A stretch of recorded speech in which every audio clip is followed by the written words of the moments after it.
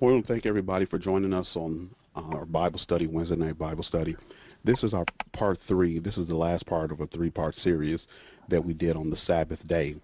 The title of this particular Bible study is The Sabbath Day and How to Keep It Holy. It's one of those things that people come in for years and participate in the Sabbath, but they never really understand how we should keep it holy. And so we hope to address those issues today, or those concerns, anything that people may have about how they should keep the Sabbath day holy. It's very interesting Bible study. As we get to the middle and the end, there's going to be some interesting facts that you'll see which separates us from the world as it pertains to keeping the Sabbath holy. No part of this publication may be reproduced or retransmitted without the express written consent of Bethel Temple, Inc. of Chicago, which is under the leadership of Chief Apostle Dr. Yehokanah B. Amon. The information that you are about to be presented is not independent of Bethel Temple, Inc. of Chicago or Dr. Amon, who through revelational research, which includes biblical hermeneutics, has discovered the ancient biblical principles that were once kept by the prophets of old and later by Christ in the New Testament. These same principles were taught to the disciples by the Messiah, who then commanded them to go ye therefore and teach all nations, baptizing them in the name of the Father and of the Son and of the Holy Spirit, teaching them to observe all things whatsoever I've commanded you. Same setup, part 1 lecture. Everybody's muted. Part 2, going to open it up for questions and answers. So our goal today, LD Reed and class, is to, the students will recognize today that God made only one day of the week holy, calling that day the seventh day, the Sabbath. We talked about that over the last 2 weeks, and we just want to touch a little bit on it today. Students will be able to identify the ordinances involving in keeping the Sabbath holy, and that's important. That's what we want to focus on, the ordinances. People say they keep the Sabbath day, but are they keeping it according to all of the ordinances? And students will be able to justify the law and the prophets as essential with respect to Sabbath keeping. So Elder, we're going to go ahead and get started. Where did we receive our first example of Sabbath keeping? So that's our first question, Elder. If you want to go ahead and begin to address that. The question is, where did we receive our first example of Sabbath keeping? Okay, and what we want to point out is that our first example came from El. And in the beginning, the Bible lets us know that he blessed the Sabbath and he sanctified it. Many other adjectives are used. He hallowed the Sabbath. But there came a point on the seventh day, he made an end of all his work. He stopped working, and the Bible said he rested on the seventh day, which is the Sabbath day. Okay. And then this is what our Bible verses here: Genesis, the 2nd chapter, verse 2 to 3, Exodus, the 20th chapter, verse 11, and Exodus, the 31st chapter, verse 16 through 17.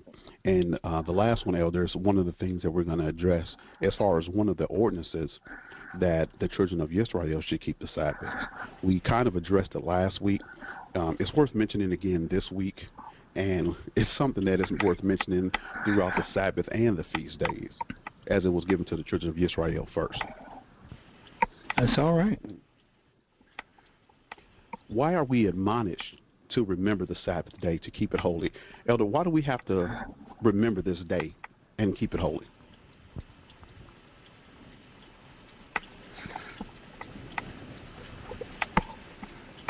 Elder, you want to address that? I'm sorry, I couldn't hear your last statement. The question, we want to address the question, why are we admonished to remember the Sabbath day, to keep it holy? Okay, well, as the statement says, when El gave the Sabbath in Exodus, the 20th chapter, I believe it's verse 8, out of all the commandments he gave a reminder to remember the Sabbath day, to keep it holy. And that reminder was there because he knew he could see down through the line that man was going to forget the Sabbath day, as we see in this time that he has. So we have people that will observe the first day of the week. So that reminder was for us because he knew we would forget it. So one of the first steps involved in remembering the Sabbath day is for us to recognize that El made the Sabbath day holy. Now, he had 7 days, but he took one of those days out of that weekly cycle, and he hallowed it, he blessed it, he sanctified it, and he made it holy. Mm-hmm. Our job then is simply to keep it that way. Right. Now, and that's what the purpose of this whole study is about, to show you how you keep the Sabbath the way he made it. Right, right. And Elder, I think that when you say something is a memorial, or when we remember something, you think about all the worldly holidays. When you remember something, you have some things that are involved that helps commemorate that particular day. You have ordinances. Yes. When people in the world keep Christmas, there are ordinances to them keeping Christmas. When they have an anniversary, or have an anniversary between a man and a woman, or a husband and wife, there are things that they do. How are you going to say you have we celebrating our anniversary today, and she's in the house sewing, he's out in the yard mowing the grass all day or doing housework? So there are things that you have to do when you commemorate a particular thing. So when he told us to remember the Sabbath day, there are ordinances that are associated with it that allows us to remember it. Well, that's the purpose of a memorial. A memorial is, in a sense, a reenactment. Now, he blessed the Sabbath and he rested. So we can't keep the Sabbath unless we rest like he rested. He rested from his labors. We're to rest from our labors. Now, what do I mean by that? Your personal labors, those things that you do, right, on a daily basis. Right. We're going to get to that here in just a second here. Did Moses indicate who was required to keep the Sabbath day? This is something that's very interesting and something that people will attack you with. So, Elder, did Moses indicate who's required? Because the Bible tells us it was for the children of Israel. Sure. And Moses was very careful to say who's responsible for keeping the Sabbath. If we look at these verses, it will give you some idea. If we look at Exodus 20 and 10, it says, "But the seventh day is the Sabbath of the Yehovah thy El. In it thou meaning you, shall not do any work."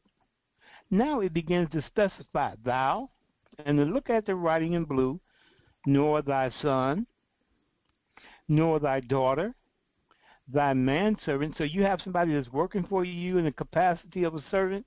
They're not supposed to work on this day. Nor thy maidservant. If you have animals, they're not supposed to work. Right. Nor thy cattle, nor thy stranger. And this is where we first see the first inkling of bringing in others besides Yisrael. Right. The stranger is someone that was not Yisrael. Mm-hmm. So later on, when we show you the Sabbath was made for man, we begin to bring in others through the stranger. Right. So as you read these other verses, you get the gist. It's the same. It's that it was Yisrael, all of Yisrael's possessions, those that were within your gates that you had control over, were supposed to keep the Sabbath. Okay. So you don't allow people in your house breaking the Sabbath while you're keeping the Sabbath. Right.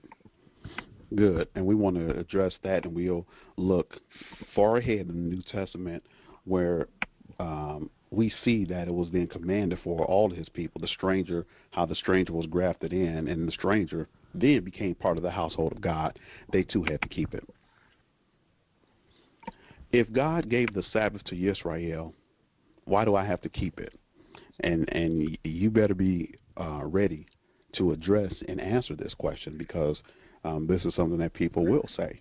And it's no denying that God gave it to the children of Israel. And not only did El appoint Moses as his lawgiver to teach his law unto his people Yisrael, but God appointed Yisrael, and this is an important statement, Elder. He appointed Yisrael as a blessing to all the families of the earth by carrying his truth to all the generations of the world. And some of these Bible verses, especially this last one, Elder, I'm going to go ahead and read the last one, because we read this, probably it comes up in almost every Bible study that we have. Genesis the 28th chapter, verse 14. It says, "And thy seed shall be as the dust of the earth." Now, this is referring to the children of Israel. "And thou shalt spread abroad to the west, and to the east, and to the north, and to the south." So there is nothing that's going to be left uncovered. It says, into the south, and in thee and in thy seed shall all the families of the earth be blessed. Now, you heard me say this when we talked about some of the covenants, the old and new covenants, on some of our first and second Bible studies. If you look at any covenant that was given, it was given to the children of Israel first.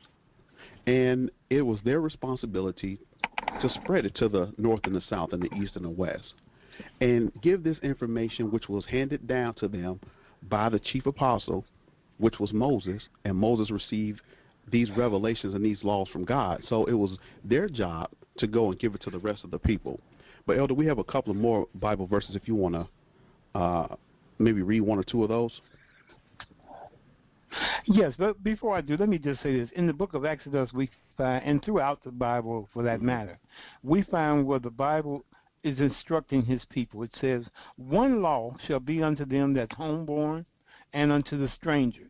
So the idea is El wanted his people to go out and teach the Sabbath, teach his laws and his statutes, and as people began to come in, you were to require them to keep it as well. Mm-hmm. So when we look at John 1:17, it says, for the law was given by Moses. So before we get to hopping on the idea that, well, he gave it to Israel, so why do I keep it? Well, before he gave it to Israel, he gave it to Moses. Moses had to give it to Israel. Right. Israel didn't just sit on it. They had to give it to someone else. They had to go unto all the world and teach them. And so we find this even through the disciples, who were also Israel. Don't believe it? I challenge you to read and find out who they were. Mm-hmm. They had to go unto all the world and teach whatever he had commanded. So the same thing in Exodus 24:12. And when Jehovah, which is the Lord, spoke to Moses, he said, come up to me into the mount and be there, and I will give thee tables of stone and a law and commandments which I have written. See, I wrote this, Moses, that thou mayest teach them. And one thing I get from that really makes me happy is El writing, Moses understood it. So Moses could read what El wrote. Mm-hmm. Good. And as we see again in the New Testament, and I think it was probably Peter who got the revelation, we see here, Elder, years before Peter, that even the stranger that was within thy gate had to do the same thing that Israel had to do. Yes. And as we see when we get into the New Testament, and Peter got the revelation that salvation was for everybody who feared him. And we see Paul in the book of Romans, we see that those that feared him and obeyed all his commandments were grafted in to the body, to Yisrael. They became Yisrael. We see that in Ephesians, the 2nd chapter, verse 11, 12, and 19. Mm-hmm. And so it started. We can see it beginning way back here with Moses. Now, children of Yisrael, I'm pretty sure that they didn't have the revelation that we're going to give this to the Gentiles, but they were giving it to the world. It was their responsibility. And even in the New Testament, we see to the Jew first and then to the Gentiles. If El gave the Sabbath to Israel, why do I have to keep it? Elder, go ahead and address this particular question. Okay, and again, we're just going to slow it down and say it. If El gave it to Moses first, and Moses gave it to the children of Israel, and they were supposed to give it to the world, it was always El's intention that all men keep the Sabbath. Right. He just had a method for giving his law.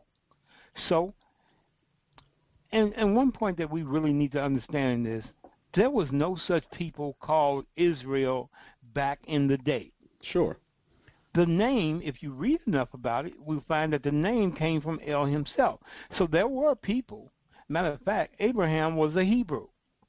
But he said, I'm going to make of you a great nation, a nation. And that nation, El named Israel. So the name came from El. There weren't any people that were living that were Israel, and then he said, oh, I think I'll choose this people. No, he gave the name Israel. He developed the nation, and then when we're looking on in hindsight, we think, oh, he just chose those people because he liked them. No, He chose them because he's the one that formed that nation. Mm-hmm. He's the one that gave them their name.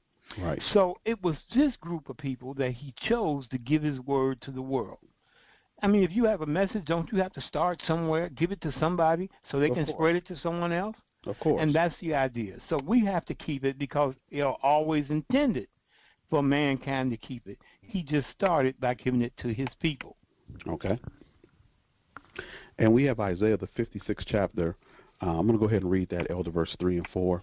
It says, "Neither let the son of the stranger that hath joined himself to the Yahweh speak, saying, The Yahweh hath utterly separated me from his people. Neither let the eunuch say, Behold, I am a dry tree. For thus saith the Yahweh unto the eunuchs, that keep my Sabbaths, and choose the things that please me, and take hold of my covenant." Elder, what can we get out of Isaiah, the 56th chapter? Well, so El is now talking to someone that wasn't originally part. But if you take hold to my covenant, I'm going to even bless you. Mm-hmm. So this is the idea. And as a matter of fact, there's verses that tell you anyone that would keep his covenant, he promised to bless him. And that's what we want to get out of this. And that last verse down there is really what we want to show, that the Sabbath was made for man and not man for the Sabbath. And if you analyze it, then what you remember is that man was created first. And guess what? He made the Sabbath so man could keep it. Right. That he did in the Old Testament. The New Testament is just clarifying. Right. And I don't know, people read this, Elder, all the time, and I hear people quote this particular Bible verse, and I'm speaking of people who don't keep the Sabbath. First day of the week, ministers, I heard T.D. Jakes quote this Bible verse, and the people jumped out and shouted, and they were like really fired up over this particular Bible verse, and not knowing that this Bible verse is going against them not keeping the Sabbath day. El knew that the strangers would come into contact with his people, Yisrael. Therefore, he required them to give the Sabbath to everyone within their gates. And we read that, I believe we read in Deuteronomy, the 5th chapter, verse 14, and Exodus 20:10. So, Mark 2:27, this is a New Testament Bible verse. El wanted all man to keep the Sabbath. Which ordinances did Moses give concerning the Sabbath? I run across a bunch of, and I'm, ignorant people who say that they only believe in the first 5 books of the Bible, which they call the Law of Moses. Some of them call it the Torah, and it's impossible to keep the. And these are people, Elder, who quote unquote say they keep the Sabbath. Well, we're going to see what ordinances Moses gave and what Moses didn't give. Now, when I say that, I'm not saying that Moses didn't keep the Sabbath day holy. All we're saying is that Moses didn't write down everything as far as all the ordinances is concerned. So we see that in the beginning, El blessed and hallowed the 7th day, sanctifying it from all other days of the week. And you brought that out a little earlier, Elder. Because the 7th day was made holy, El gave us the first example of how to keep the day holy. Moses recorded this information as well. So, Elder, let's talk about what did Moses give us? Okay, so when we look at what Moses gave us a lot. And what he did give us allowed us to be able to justify anything that any prophet in the prophets said later on. But it says on the 7th day, El ended his work. Moses said that, which he had made, and he rested on the 7th day from all his work which he had made. And El blessed the 7th day and sanctified it. I didn't write this book, okay? So because that in it he had rested from all his work which El had created and made. So this is clear. Moses is letting the children of Israel, who are the first ones to get this understanding, that El rested on the Sabbath. So this is Moses, one of his first commandments he's giving is that you must rest on the Sabbath. Okay, for in 6 days, that's Exodus 20:11, the Yahweh, which is the Lord, made heaven and earth, the sea and all that in them is, and rested. So he wanted to drive home that point. El rested on the Sabbath, you must rest on the Sabbath. Wherefore Yahweh blessed the Sabbath day and hallowed it. And the last verse, Hebrews 4:12, for he, that is entered into his rest, and that is a big topic, Yes. and we'll get into that a little bit later, he also has ceased from his own work. So even the New Testament writers believe, just like Moses did, is that if El rested, you got to rest on the Sabbath day. Mm-hmm. And as you said, we're going to get into that in just a bit here. We're commanded to enter into his rest. And you can enter into his rest without entering into this day of rest. So we're going to get into that in just a bit. That's all right. Does the Bible specify a particular type of work that is prohibited on the Sabbath? And I think this is where we start getting into the hardcore ordinances of keeping the Sabbath. So, Elder, we want to talk about the no servile work, what's considered as work, and we want to move into some of the ordinances of the Sabbath here now. Now, this is another thing that we got from Moses, and what Moses is saying, and I want to just read this caption at the top. It says, when the Bible prohibited work by your manservant and your maidservant, if we look at that, it referred to employment for others. So you can't go on a job and work for somebody else on the Sabbath day. Now follow me. When the Bible prohibited the purchase of wares or buying or selling, and we find that in the book of Nehemiah, but the question is how did Nehemiah justify saying don't buy or sell? Right. Okay, so when we find that in the book of Nehemiah, it included a prohibition against self-employment. So not only can you not work for others, you can't work for yourself if you're the boss. Right. So the same thing is that this is what we're saying, that if you can't have servants as your employee, when we look at the type of jobs that they had back then, when they worked, they actually sold their wares or the things that they had. So they were buying and selling. And it's easy to see how Moses, even though he didn't quite say it, you can justify it from Moses that you can't buy or sell at the same time. Right.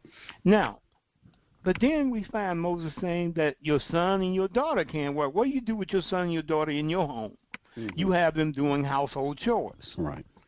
So I can easily show you that Moses then is telling you don't do your busy work at home that you do naturally. Well, we had that example from El when he rested from his work. You are in kind supposed to rest from your labors, and you take on his work. Now, so basically what Moses gave us is enough to justify what the prophets of old said about the Sabbath. We got these people that say, well, Moses didn't say it, I'm not going to do it. Well, then you're going to break the law, because even Christ himself justified the law and the prophets. Mm-hmm. And he said, don't think that I've come to destroy the law or the prophets. I'm not come to destroy. I come to do it. That's what the word fulfill means. Right.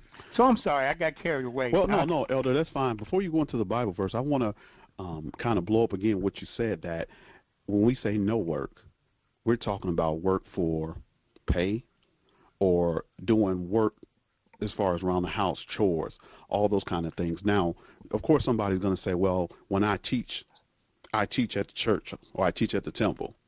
That's work. Mm-hmm. And when we're talking about work now, you're not going to go to the temple and say, well, I'm painting because this is for the temple. But teaching is work. There are things that we do to please El. Of course it's work to teach. And I'm sorry, I got to cut across here again. And let me be real nice about this, because sometimes I'm not so nice because I want to drive home the point. Goofy. Breathing is work. No. Every time you take a breath in, you work. So when the Bible said thou shalt not do any work, it was not telling you stop breathing. Mm-hmm. Now, so that means it's classifying a particular type of work. And that's why we're going through this, what Moses did say, to show you what Moses meant. Because Moses didn't clearly write every detail. Right. He wrote enough for you to use some common sense to know that if I don't want your son and daughter working, I don't want them doing household chores. Right. If I don't want your cattle working, I don't want your dog working. Right. Okay? If I don't want you to have manservants working, I don't want you to work in the employment for somebody else. And Sure. this is what the prophets were saying. Right. And what's the lowest that you can get but having your animals or your cattle doing work? So as you say, Okay. common sense, if you don't have your cattle doing work, then that should be an indication that you shouldn't do any work. So we have a number of different Bible verses, Elder. Let's look at a few of these. Leviticus, the 23rd chapter, verse 3. I'll go ahead and grab that one. It says, 6 days shall work be done, but the seventh day is the Sabbath of rest and holy convocation. And we're going to talk a little bit about that when we get to the end as far as part of an ordinance. Ye shall do no work therein. It is the Sabbath of Jehovah in all your dwellings. So we know that there are people, Elder, and this is kind of off the subject, but it's kind of related. There are people who say, well, you can't keep this feast day or you can't do this. There are even some people who I've heard say you can't keep the Sabbath holy because we're not in our own land. We got to work. We're in Babylon. We have to work. But it says we should keep it in all your dwellings. And that's not restricted to the land. So we must, and, you know, I know that some people, when they get the knowledge of the Sabbath, or there are some circumstances where they're working. I run across people and talk to people all the time who desire to keep the Sabbath, who has it in their heart to keep the Sabbath. Circumstances have it where they're working on the Sabbath. If you keep it in your heart, then El's going to make a way for you. You know, he brought Yisrael out of Egypt so that they can keep his commandments and keep his Sabbath and his feast days. And so he'll do the same thing for you. But this excuse about we living in Babylon and all that kind of stuff, the Bible commanded us to keep it in all our dwellings. And if you have your heart fixed right, if you desire to keep the Sabbath and you pray to El for that, he'll make a way for you to keep the Sabbath. So we have a couple of more Bible verses. Elder, do you want to move on, or do you want to discuss any of these? Well, yes, let's move on because Deuteronomy is saying the same thing that Exodus said, your son, your daughter, your manservant, and so forth. Okay. Does the Bible specify a particular type of work that is prohibited on the Sabbath? And we started talking a little bit about this, Elder. What type of work is the Sabbath talking about? Okay, again, and this is just a rehashing of what we said. When the Bible prohibited work by your manservant and your maidservant, it referred to employment for other people. So you cannot work on a job where you get paid and you're in the employment for somebody else. Now, because employment in the service of others involved also, or it included service and a product. A service is when a maid or somebody's doing some service for you. Mm-hmm. A product is when you have something that you're actually selling that you're going to give to another person by way of selling it. Then basically what we're saying is that prohibition against self-employment was also indicated. So you're not supposed to work for someone else. You're not supposed to work for yourself. Again, daily household chores are usually performed by mama, papa, and their children. So on the Sabbath, you have no business doing your daily household chores. 6 days he gave you to labor and do all your work. Sure. Now, the other night, somebody told me, said, your bed is made up. You just got out of it.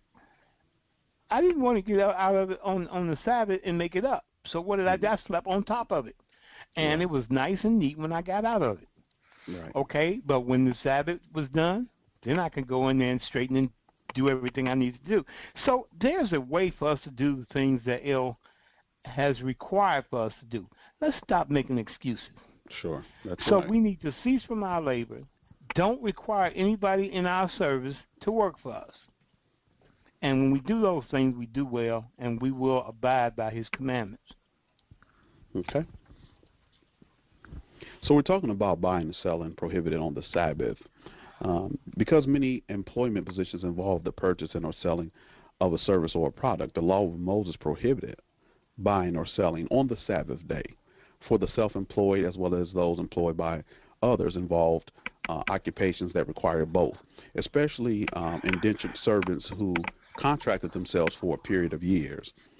We read Nehemiah, the 10th chapter, verse 31, which says, and if the people of the land bring ware or any victuals on the Sabbath day to sell, that we would not buy it of them on the Sabbath or on the holy day. So it's specific. If they come in to bring items to sell, we don't buy it on the Sabbath or the holy day, and that we would leave the seventh year in the exaction of every debt. So Nehemiah is telling us, Elder, we don't see it said this clear in the law of Moses, but as you said, Moses gives us enough that we can follow Nehemiah and see that Nehemiah is not adding to the law of Moses. That's all right. Elder, we have a couple more Bible verses. If you want to talk about it, we have Nehemiah, the 13th chapter, verse 15 through 19, and Nehemiah 13, 21, 24. Well, we can just sum it up and look at the information in red. Okay. So basically, there were some people that were treading the wine presses, so they were doing this stuff on the Sabbath. They were bringing in sheaves. They were lading asses. Okay. They were, they had the wine, the grapes, and the figs that they were all carrying. So they had all these burdens. So, by the way, that's another thing that you're not supposed to do is be carrying burdens on the Sabbath. Mm-hmm. And we'll get into that again later on, how that a certain person was carrying burdens. Now, but the problem with this is that this is what many of the Jews who got so far gone in it tried to accuse Mashiach and his disciples of. Said, well, you have no business going through the cornfield and plucking corn and eating on the Sabbath. They didn't have a basket. They were putting it in a basket. They were hungry. They went, picked it, and they ate it. There's a big difference between gathering corn together in a big basket, taking it somewhere, and just eating as you go. And so they were judging them according to the way they saw it, right, not the way the Bible stated it. Right. So these things that the Bible is saying is that Nehemiah was so adamant about not breaking the Sabbath, he took these people and he put them outside the gates of Jerusalem so that they would not be selling on the Sabbath in the presence of Yah's house, in the presence of his Sabbath day, and in the presence of his people. And so they weren't even allowed to carry burdens in. They were doing all sorts of things. And this is what I meant by these occupations required them to buy and to sell, and therefore you can justify it through Moses that you cannot buy or sell on the Sabbath day. Okay. Let me read a little bit of this, Elder. We have a little bit of time, but I'm going to start here in the middle. It says, Then I contended with the nobles of Judah and said unto them, What evil thing is this that ye do, and profane the Sabbath day? Did not your fathers thus, and did not our El bring all this evil upon us and upon this city? Yet ye bring more wrath upon Israel by profaning the Sabbath. And now, if we read above, it told us how they profaned the Sabbath. It says, And it came to pass that when the gates of Jerusalem began to dark before the Sabbath, I commanded that the gates should be shut, and charged that they should not be opened till after the Sabbath. And some of my servants set I at the gate. So they sat at the gates to make sure they wouldn't get back in. That there should no burden be brought in on the Sabbath day. And so here we see that these people, we don't want any burdens. We don't want any selling. We don't want any work done on the Sabbath day. That's all right. Then we're down here to Nehemiah 13, verse 21 22. I'll go ahead and read that real quick, Elder. It says, Then I testified against them and said unto them, Why lodge ye about the wall? If ye do so again, I will lay hands on you. From that time forth came they no more on the Sabbath. So he said, I'm going to lay hands on you. And he wasn't talking about praying. And I commanded the Levites that they should cleanse themselves, and that they should come and keep the gates to sanctify the Sabbath day. Remember me, O my El, concerning this also, and spare me according to the greatness of thy mercy. So, we can see here, Elder, that he wasn't being nice about it. No, not at all. And that's something. You come here again, I'm gonna lay some hands on you. So Nehemiah was letting them know that you're not gonna disrespect the Sabbath. You're not gonna do what you want to do on the Sabbath, but we're gonna keep it to the ordinances by which El set up. That's all right. The prohibition mentioned in Nehemiah were endorsed by Yahshua, which is Jesus, especially where buying and selling of wares took place in the temple. Let's look at these New Testament Bible verses, Elder. We can see that that Nehemiah was endorsed some years later by Yahshua. And we got a couple. If you want to read these two, Elder, or anyone of those. Well, let me just sum them up. The idea is that buying and selling had gotten so out of hand that they brought it into the temple. Okay, Yahshua, which is Jesus, actually went in, overturned the money changers and a number of things, and basically reminded them, my house should be called a house of prayer, but you made it a den of thieves. Now, why would he say den of thieves unless there's some type of falsehood going on here? Well, the weights that they used, and we talked about that on last week, they were just completely, in many cases, untruthful about the weights, about how much a person owed, and so forth, and they brought that mess into the temple. So basically that's what these two verses are pointing out, is that was just not allowed. Okay. And he supported it by doing that, and we see in Matthew as well as in Mark that they were buying and selling. They were carrying vessels through the temple. Right. Let's talk about this grieving. We were talking about this before we started earlier here. Grieving is prohibited on the Sabbath. The Sabbaths of Yahweh, including the seventh-day Sabbath, are days of gladness. Therefore, grieving on those days is not permitted. Subsequently, funerals and other sad occasions should be prescheduled on other days where possible. Furthermore, finding one's own pleasures are also prohibited. We're going to talk about that here on the next slide. But, Elder, grieving, how do people stop from grieving on the Sabbath? What does it mean that they shouldn't grieve on the Sabbath? Let me just start by saying this, because some people think this is preposterous. How in the world is El going to tell me don't grieve on the Sabbath? My brother just died, and today is the Sabbath, and he going to tell me don't grieve. You know what? If you feel like you can't keep his commandments, I'll tell you what you do. You grieve on the Sabbath, and you find out where you're going to lift your eyes up at. But now, anything that you have control over, for example, I went to my family, and I told them I keep the Sabbath. If somebody in the family passes, do not plan a funeral on the Sabbath because I won't be there. Now, I took control of those things in the beginning, so they know what the determination is if they plan it on the Sabbath. Now, there are going to come some times when it is not in your control and things happen. But don't get in your mind that you cannot control your attitude, your emotions, because the Sabbath day is not a day for grieving.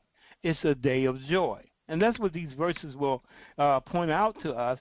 The prophet Nehemiah made a lot of determinations, but guess what? They were all within what Moses said. So in Nehemiah, the 8th chapter, verses 9 to 12, I won't read it all. It says, and Nehemiah, which is Tishrath, and Ezra, the priest. Now, Nehemiah and Ezra are getting together here.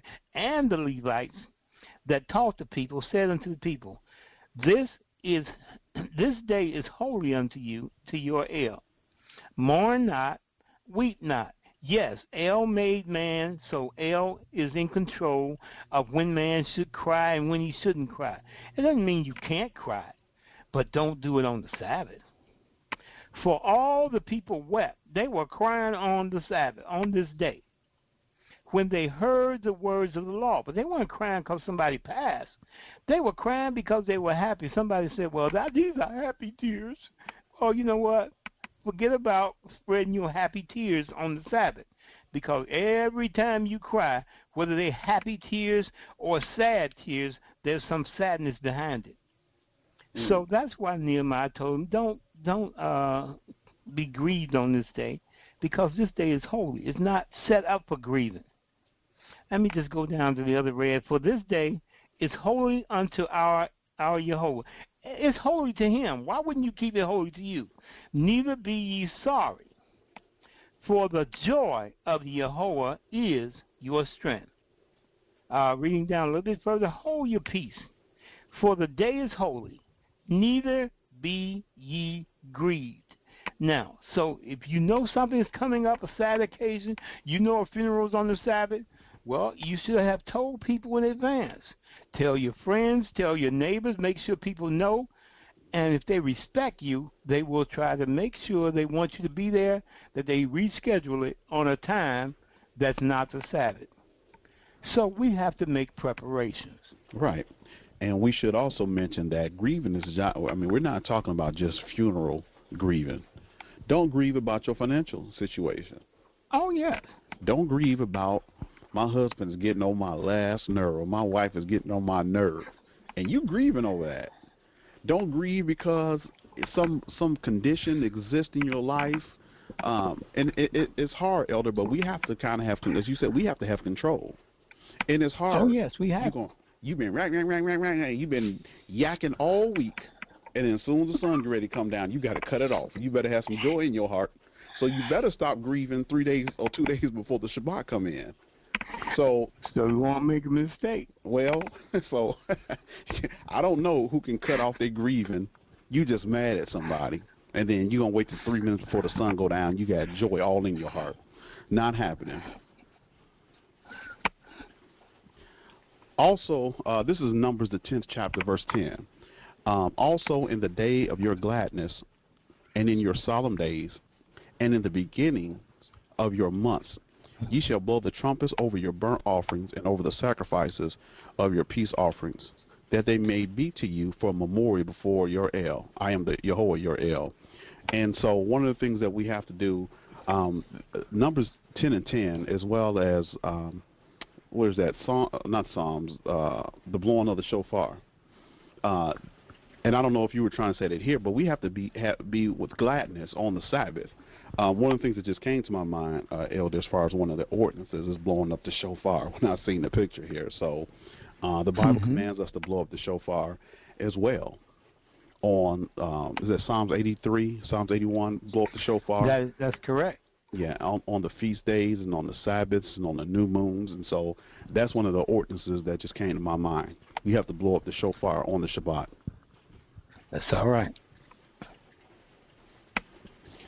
Pleasure seeking, prohibited on the Sabbath. Pleasure seeking, prohibited on the Sabbath. That's one for the Father, Son, and Holy Spirit. Pleasure seeking, prohibited on the Sabbath. And this is one of the things that is hard.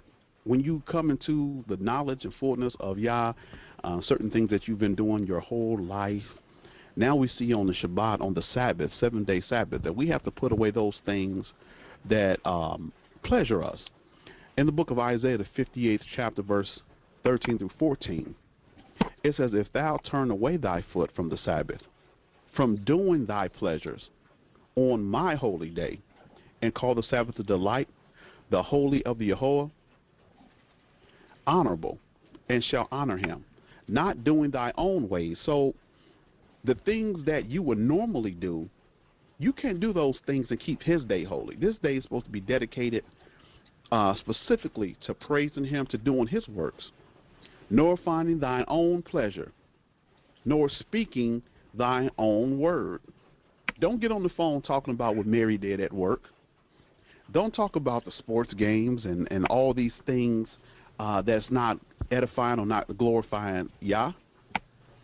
Then shalt thou delight thyself in the Yehovah, and I will cause thee to ride upon the high places of the earth, and feed thee with the heritage of Yaakov thy father. For the mouth of the Yehovah hath spoken it. And people barbecue, people shake their legs, they dance and do all kind of stuff. And none of that either. People want to do all these kind of pleasurable things. You know, Elder, I talked to a young man last week, and I was talking about the Sabbath, and he said, man, I knew something was wrong, but that sounds right. And so I'm going to the Sabbath, and I'm just talking and saying that we shouldn't do those things that pleasure us. And I said, you know, you shouldn't be cooking on the Sabbath and, you know, going out to parties and all that kind of stuff. He's like, yeah. And then I said, you know, you shouldn't be having no relations with your wife. He said, oh. He said, well, yeah, man. So I'm, Not like the one in the picture. He said, yeah. So I'm just seeking, man. I'm just listening to a lot of different things now. So, so he kind of backed off the Sabbath, and it's a shame that somebody gonna go to hell for a little nookie. You want to go to hell because you want to put something on the barbecue grill. And so these things that pleasure yourself, I mean, come on, 24 hours. Are we that much that we can't control ourselves, that we just have to go to a party? We just have to go and dance. We just have to have sex on the Sabbath day. We can't give that much time to L. But this is what the Bible says, and go do it if you want to do it. So, well, I'm glad you said that, because see, somebody's going to years down the road, they never tell me that. Well, and let's qualify that statement. When we say don't seek your pleasures, we're not talking about don't seek pleasure at all. You seek pleasure in serving Him. And don't get the wrong impression. We're not telling you the Sabbath is the only day you serve Him. But that's the day He chose. Now, if I told you I'm going to give you $1,000 if you meet me on Tuesday, you can come every day of the week, and don't come Tuesday, don't expect to get the money. So if L tells you to keep the Sabbath holy, and you try to keep every day of the week holy, first of all, every day wasn't made holy, but you try to keep every day of the week holy, and you don't keep the day He told you, don't expect to gain your heavenly reward, because you didn't do it. So these are things, He said, don't find your pleasure. Don't speak your words. You can speak His words. You can seek His pleasure, and I hope your pleasure at that time is His pleasure, and that is to serve Him like He requested. All right. It's only one day. I mean, what if you would have made 6 days holy? Then you have something to cry about. And that's the problem with that. You're going to get me talking. That's the problem. Those of you that say that Sunday is the Sabbath, why aren't you doing these things on Sunday? Well, right. So if you say that, I mean, you're just wrong. I can kind of even respect you if you got off and said Sunday is the Sabbath, and you didn't cook and you didn't do nothing, none of your pleasures. You didn't watch your TV, none of that stuff. You didn't do that, and you were still in error. I can work with you. But for you to say that Sunday is the Sabbath, and then yet you don't do anything but go to church and come back home and do the same thing you do the other 6 days, that's crazy. I love this here, these next 2 slides here. The Sabbath's emergency elastic clause. As the Yehovah of the Sabbath day, Yahshua, which is Jesus, made it known that in the case of a dire emergency, certain acts which otherwise prohibited on the Sabbath could be performed under unexpected emergency situations. Okay? This is emergency situations. You forgetting to get the mayonnaise before the sun went down, and you just can't eat your sandwich on the Sabbath without mayonnaise is not an emergency. So we have to look and see what an emergency is. Because you forgot to get the Hawaiian fruit punch and you have nothing to drink is not an emergency. But what did He say? Matthew 12:19. I think I wrote that wrong. I know it's Matthew the 12th chapter. It says, and behold, there was a man which had his hand withered. And they asked him, saying, is it lawful to heal on the Sabbath days, that thou might accuse him? And he said unto them, what man shall there be among you that shall have one sheep, and if it fall into a pit on the Sabbath day, will he not lay hold on it and lift it out? How much then is a man better than a sheep? Wherefore it is lawful to do well on the Sabbath days. Elder, let's talk a little bit about that. Well, and that's something we're talking about, because some people will get in their mind, oh, it's lawful to do well or to do good on the Sabbath? Oh, okay, I'm going to go and work on a job, and I'm going to give the money to the church. Good. Wrong. He already prohibited you from working on the Sabbath. Right. Why would you go get a job, make money, and then say, I'm going to give it to the church on the Sabbath, and, of course, then turn around and pocket some of it yourself? You are just being evil. Now, but there are many emergency situations that happen. Just like, let me give you one similar to this in today's time. You're driving along in your car with your children, and a tree falls on your car, pinning your baby to the back seat. Do you get out of your car, go proceed to the service, leave your baby in the car with the tree across his chest, or do you get that tree off his chest? Well, you're going to do the latter. You're not going to leave your child there and say, well, it's the Sabbath, I can't do any work. So, Right. the emergency elastic clause, and don't confuse it. An emergency, you need to know what an emergency is. It's an unexpected situation that you couldn't even prepare for. Okay? Elastic means that basically the law doesn't allow me to do this, but in emergency it does. That's why it's called the emergency elastic clause. Did the Bible call it that? No. We're calling it that so you can get some understanding. Okay. So, in cases of emergency, your son falls into a hole while he's walking, and his leg is about to come off. You don't keep going to the service, well, it's the Sabbath. No, you get him some emergency care. Okay? So Right. let's use some common sense. But we have to remember, and it's coming up in a minute, 6 days you're given to do all your work. You prepare for everything you can prepare for. Sure. But in an emergency, something that was out of your control, that you could not prepare for, you can do those things on the Sabbath when they are emergency situations. And please, that's why he gave you a chief shepherd. Don't think that I'm going to make up in my own mind what's emergency. Because many people, if you ask them, they don't even know what emergency is. Right. Okay. Things happen. Things that are unexpected happen, and we have to, elastic is something that stretches. So it's kind of like stretching the law. We're not breaking the law, but there are things that come up that the law has to be stretched a little bit to meet those needs. And this is what the Messiah is saying here in these Bible verses. And so Matthew, the 12th chapter, Luke, the 13th chapter, verse 15 through 16, Luke, the 14th chapter, they all say the same thing. If an emergency happens, if your ox falls into a ditch, will you not get him out? And so we need to read these Bible verses. A couple of more Bible verses. There are people, we talk about the emergency elastic, but this is more to the point, one of the ordinances of the Sabbath, and we're going to get to that at the last slide in about 2 more slides. Why you need a chief shepherd. Elders, we talk about the elastic clause. I'm going to read Acts, the 15th chapter.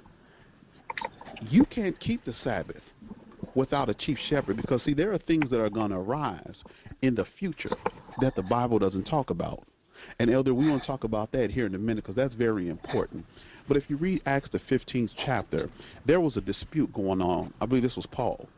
And if you read verse 6, it says, and the apostles and elders came together for to consider of this matter.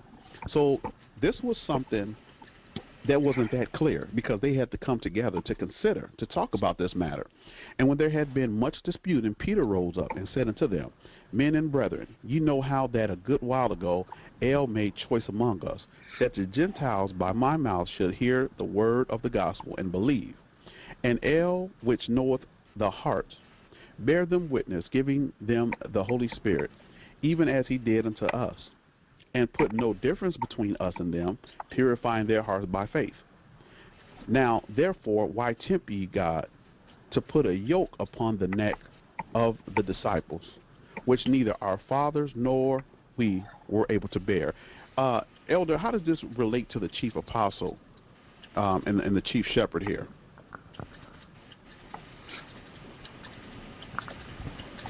Elder Avery. Yes. How does this relate to the let chief? me tell you. Well, this is what I want to point out. If you read a little bit before this in your spare time, Paul and Barnabas were away from the church. They were out, as a matter of fact, witnessing, and they ran into some Jews that said it was needful for them to be circumcised after the manner of Moses in order to be saved. Paul could have jumped up and said, look, you're wrong, let me tell you why. And this is what some of us do. We want to jump up and show how bad we are. But what did Paul do? Paul and Barnabas took the matter to the church. And that's why they had the opportunity to consider the matter. You have someone that's in authority over you. Don't try to answer everybody's question unless you know what you're talking about. Right. Go take that question to those in authority who have had the experience and know how to give an answer. And that question will be answered for you. And this is why we need... So that's why this is important. Right. You need a leader in the church. Why do we have the crock pot and the Shabbat elevator? Let me just read this one Bible verse here, and then we're going to go into that. Matthew 8, go ahead. Matthew 18 through 20. It says, "Verily I say unto you, whatsoever..." Let me mute. I'm going to go ahead and mute that, Elder. It says, "Verily I say unto you, whatsoever ye shall bind on earth shall be bound in heaven, and whatsoever ye shall loose on earth shall be loosed in heaven." Okay? "Again I say unto you, that if two of you shall agree on earth as touching anything that they shall ask, it shall be done for them of my Father which is in heaven. For where 2 or 3 are gathered together in my name, there am I in the midst of them." So how does these two Bible verses relate to what these pictures we see here, the crock pot, slow cooker, the Shabbat elevator? You know, there are people, as time goes on, technology alone requires us to have a chief leader. There are things that did not exist many years ago. So there are some within Judaism that say, well, you can use the crock pot because it's slow cooking. It's not kindling the fire. There are people who made up in the Jewish religion. This is why you see Shabbat elevator. If you go in New York, go in Jerusalem, you'll see something called the Shabbat elevator, where from sundown to sundown on the Shabbat, they have elevators that stop at every floor, so you don't have to push the button. They say pushing the button is considered work. Also, pushing a button is kindling the flame, and it's allowing the elevator to stop. And so all these things didn't exist thousands of years ago. Excuse me. But somebody made the decision, and has to make the decision as technology, as things come in the 21st century and here in the future, that somebody has to make that call. And so El set up a chief leader, and he set up somebody who can make those decisions. This is why the Bible says that whatsoever you shall bind on earth shall be bound in heaven. The Bible doesn't mention one thing about a crock pot. Didn't have elevators back then. And so here we are today. We have some experiences and some things that Moses and the others didn't have. And so because of that, you can't allow everybody to make decisions. I mean, just think about that. Think about the slow cooker not kindling the fire. It's slow cooking. Now, if you lift it up to the church, you will probably be split 50-50 whether we should use a crock pot or not. When we start talking about, if you go into some the Jewish communities, you'll see the temple or the synagogues that's set up in the town, so they won't have to drive. There are a lot of people who say you can't drive on the Sabbath because the carburetors or whatever they say is lighting a fire, or when you're driving, you're doing work. So if you look into some areas in Jerusalem or here even in like in Illinois and the Skokie area, you'll see a lot of people on the Sabbath walking to the temple because they said you can't drive on the drive on the Sabbath. So, Elder, we need a chief shepherd so that they can make those kind of decisions as we go here into the 21st century and beyond. So do you want to comment before we move on to the last few slides, Elder? No, I just want to say, and as though walking does not exert more energy than driving. Right. I mean, so it's some things that we just don't think about. But the idea, and we're going to see this shortly, even back in Moses' day, a problem cropped up that they did not expect. Mm-hmm.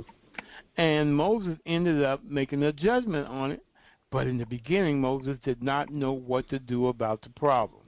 So let's go ahead. And so what we're telling you is that the problem's going to come that you're not going to know what to do. Mm-hmm. Go right ahead. Well, go ahead, Elder. Since we're on that screen, I think we have one more after this. Well, so basically, we're talking about meeting the conditions of the Sabbath, and the idea is gathering sticks. Now, there are many other conditions regarding Sabbath keeping that have not yet arisen, so these problems haven't popped up. In such cases, the chief shepherd over the house of El, which is the house of God, was required to make an informed decision based upon the law of Moses. Now, in Moses' day, the following problem took place, and this is what we're trying to point out. Moses had this problem. Let's just go right to the verse. And while the children of Israel were in the wilderness, they found a man that gathered sticks upon the Sabbath day. And they that found him gathering sticks brought him unto Moses and Aaron, and unto all the congregation. And they put him in the ward. So they locked this man up because Moses didn't know what to do, because it was not declared what should be done to him. So Moses was at a standstill. He didn't know what to do.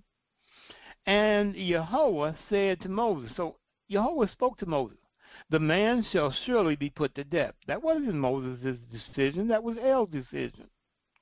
All the congregation shall stone him with stones without the camp. Now, this problem had not arisen before this time. That's why Moses didn't know what to do. But he sure found out quick when the Jehovah told him what to do. Can you see how serious he is about his Sabbath? You need to keep the Sabbath in accordance with all the ordinances that you do know. Mm-hmm. Anything that you don't know, that's what you take to your chief leader. Right. He's now responsible for it and responsible for your soul, mm-hmm. and to help you get the right answer. Right. And Elder's going to honor those things that the chief shepherd, and I can't stress this enough, Elder. We have things that are out now, the Hinkley Spring water coolers that get cold and get hot. Well, some can justify and say, well, you just cutting the water on, and it's heating up, and you're making your little food or whatever. Some may say that's cooking. Some may say it's not cooking. That's a decision of the chief shepherd. There are going to be other things, and I hope everybody's understanding. There are going to be other things that are going to arise in the future that this person has to make the decision on. And so as we go back again, he says, whatsoever you shall bind. He gave the chief shepherds this call, if you will, that they will be able to make certain decisions. And El said, guess what? I set you up. Now, they're going to go before him and pray and ask for guidance, and they're going to make a decision. And El knows that these people that he set up are righteous people, and God said they're going to make righteous decisions. I'm going to honor the things that they make. So our last, we got 3 more slides, real quick. The Sabbath Emergency Elastic Clause. I'm going to read through this. Make no mistake, 6 days were given so that we can work. The preparation day, Elder, the preparation day was set up as a yellow light. You have your green light, yellow light, and your red light. Let's say the red light is the Sabbath day. Well, the preparation day is the day before the Sabbath. The Bible tells us that. And so El gave us time to prepare yourselves. And so we should not be running around Sabbath morning saying, I have to do this. I just have to go to the store and get this. You got 6 days. If you can prepare yourself on the preparation day, which is the day before the Sabbath, maybe when the sun goes down the prior week, you should begin to prepare yourselves. But we have days, Elder. We have more than enough time to prepare ourselves for these emergencies. That's all right. You have time to go over the Shabbat here. Well, I just want people to keep in mind those numbers, 73, 76 in the Strong Concordance, 73, 76, 73. I'm sorry, I'm set the numbers wrong. 76, 73, 76, 76, and 76, 77. Those are 3 words that you'll find in the Bible in English, and that is the word Sabbath. But when you look in the Hebrew, you find 3 different words because it's talking about 3 different types of Sabbaths. Mm-hmm. And people will say, well, okay, doesn't the word Sabbath mean rest? No, emphatically no. But if you confuse these words, you will begin to think that the 7th-day Sabbath means simply rest, because you confuse it with 76, 73, which is a rest for the land. And that rest is not the Sabbath day rest. It's actually a year rest for your land. And once we learn those things, we'll begin to make a difference and be able to answer people's questions. What does the word Seventh-day Sabbath really mean? Okay. Okay, this is the second from the last. Entering into the Sabbath's rest. We do not enter into El's rest by merely showing up on the Sabbath day. The process of entering into his rest is accomplished by keeping his commandments and continually yielding yourself into the will of El. We can sum this up, Elder. This is Hebrews, the 4th chapter, about entering into his rest. Mm-hmm. Well, basically what it's telling us is that we need to keep his commandments. And above all, we need to rest on the Sabbath even as he rested. He was our first example of how to keep the Sabbath holy. And he rested from all his work. If you want to do what he did, rest from your own labors. And you can, by doing that and following all his commandments, you can enter into his rest. Okay. It says, for he spake in a certain place of the 7th day on the wise, and El did rest the 7th day from all his works. And in this place again, and if they shall enter into my rest, seeing therefore it remaineth that some must enter therein. Go down to we haven't read, for if Jesus had given them rest, then would he had not afterwards have spoken of another day. There remaineth therefore a rest to the people of God. For he that is entered into his rest, he also has ceased from his own works, as El did from his. That's all right. Let us labor therefore to enter into the rest. So you cannot enter into his rest without entering into the 7th day of rest. Now this is the last one. This is the last one. The Sabbath day is a holy convocation. Now, I believe in all the Bible, Elder, and we want to talk a few minutes about this before we dismiss. The Bible says the Sabbath day is a holy convocation. I'm not saying this. This is what the Bible says. That's all right. Because there are people who don't understand. There are people who swear by the Sabbath, and they swear by all the Bible verses and scriptures until they come across something that they don't understand or across something that they were never told. The Bible says that the Sabbath is a holy convocation. Now, we're not going to go into that because we have a Bible study on the holy convocation. It's called Understanding the Holy Convocations. But it is impossible, and I'm not saying this is optional, and I'm not saying this is my opinion. It is impossible to keep the Sabbath day without coming to the place which is called by his name. It's impossible. Without carrying the family name and becoming his true people. And without being under the leadership of the one that is set up by the Father. And I'm going to say it again, and I'll challenge anybody. It is impossible to keep the Sabbath day without these three things. And this is the secrets concerning the Sabbath. The people who call themselves Seventh-day Adventists, they say they're keeping the Sabbath. But B says you have to carry the family name. All right, so we have a couple of different Bible verses. We have a Bible study entitled Bethel, the Universal House of God, and the Gate of Heaven. And 2 Chronicles 2 and 4. And I'm just giving one Bible verse, but there are several Bible verses for A, B, and C. 2 Chronicles 2 and 4, Solomon says, behold, I build an house to the name of the Yahweh, my God. It goes on to say, on the Sabbaths and on the new moons and on the solemn feast of the Yahweh, RL. This is an ordinance forever to Yisrael. So we see that you have to come to the place which is called by his name. Read 2 Chronicles 2 and 4 and go back and read the Bible study. We have a Bible study called My People Called by My Name. You have to carry the family name. Remember Exodus, the 31st chapter, verse 17? It says that the Sabbath, it is a sign between me and the children of Yisrael forever. He didn't say it was a sign between me and the Hebrew Israelites. He didn't say it was a sign between me and the Seventh-day Adventists. He didn't say it was a sign between me and the house of God. He said it was a sign between me and the children of Yisrael forever.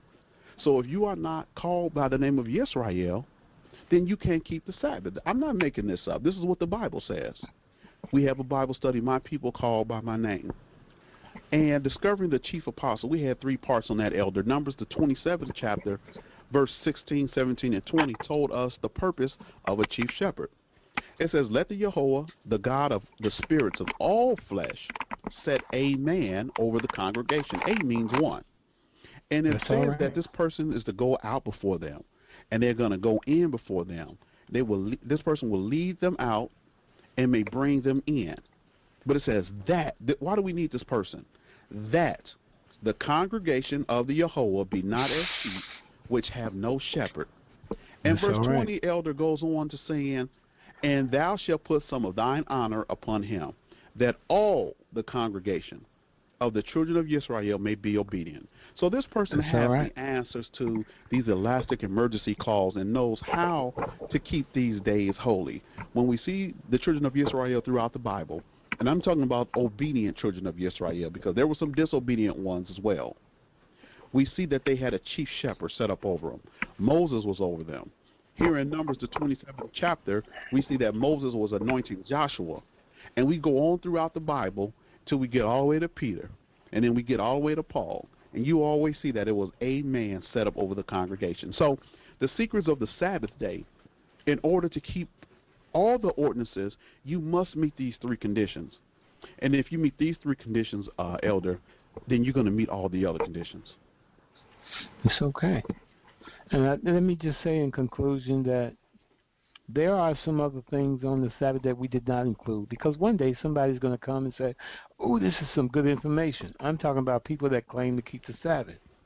We're just going to do this, and we're going to call ourselves the true people. But you know what? That's why we didn't give you everything. If you want to keep the Sabbath, start with that information, and you can grow and receive everything else that you need to receive to be a true Sabbath keeper. Okay. There's more information, but we ask, if anybody, and we actually almost require you to go back and go over this Bible study and get these Bible verses. It's shocking. Don't think that I'm still not in shock as I continue to go over this information, that the Bible says that we have to be called by the family name, that we have to be under the leadership, that we have to come to the place which is called by his names. Deuteronomy 12:1-5 told us that it was a commandment forever that we come to this place. That's all right. So we went a little bit over. I was trying to talk a lot because I thought that we didn't have enough slides, but we went about 10 minutes over. So we're going to open up just for a few minutes and see if anyone has any questions. Star 6 on your phone, star 6 on your keypad if you have any questions regarding the ordinances of the Sabbath day and how to keep it holy. We're going to keep it open for a few more minutes, but I really enjoyed that particular Bible study, and more importantly, this emergency elastic clause really shows the need for a leader, for a chief shepherd today. And if you go to a lot of different Hebrew Israelite camps, or you talk to a lot of different Sabbath or Seventh-day Adventists, we can put 2 or 3 questions out there, and we can ask you to ask somebody, and I promise you, you will probably get a dozen different answers on what you should do or what you shouldn't do. People say, well, you can't look at TV on the Sabbath. Well, what about religious movies? What about the kids' cartoon movies? Somebody may say, well, you can't listen to the radio on the Sabbath. Well, you say, well, I'm listening to gospel music. What's the difference in me listening to gospel music and you looking at, something on TV, a religious movie? So we're going to just give about 30 more seconds, star 6. If you have anything else, just go ahead and press star 6 on your phone or keypad. We're going to have this Bible study uploaded here in about maybe 30, 45 minutes. You can go into our YouTube channel, youtube.com/BethelTV1, or we will have them on our website, on our virtual church website, tvbethel.net. If you have any questions in the future, please don't hesitate to send me, Elder E. a question. But sending those questions to BibleStudy@Bethel.net. If there's anything that you would like for us to talk about or build a Bible study on a particular subject, go ahead and send us an email as well. And we're here to serve you and to get your questions answered. So we ask that you send that information to BibleStudy@Bethel.net. We also encourage those people who are joining us for the first time or who may be looking at this recording sometime here in the future to log on to our website. We definitely would love for you to come a member. Go to www.tvbethel.net, and you can enjoy many of the benefits of physically being here with us. And we're trying to do some things out in Tennessee. We have some church in Tennessee and out in Vegas and some other places. So we want to thank everybody for joining us. Again, if you have any questions, go to tvbethel.net. We want to thank everybody for joining us, those from Chicago, from Tennessee area, Minister Nate in Las Vegas. I think we have our brother Don here from Canada. We want to thank him for joining us, and all those people throughout Illinois for joining us. We won't be here next week for the Feast of Dedication as we move into that. So, Elder, we won't be here next week, and we're still up for debate about the week after, because I believe that's the last night. Yeah, the last night. So we may be off for 2 weeks. We ask that you just stay up with us. Go to our Bethel Facebook page, and we'll keep you updated. But we're going to be in the service for 8 days, and so we definitely will not be here next Wednesday. So if you don't have any questions, we want to thank you all for joining us, and we'll see you in about another 2 weeks, most likely. So again, make sure you follow us on our Bethel Temple and College Facebook page, or follow us on Twitter. And enjoyed you, Elder. I enjoyed you as well. And so everyone have a good night. Okay. And shalom. All right, shalom.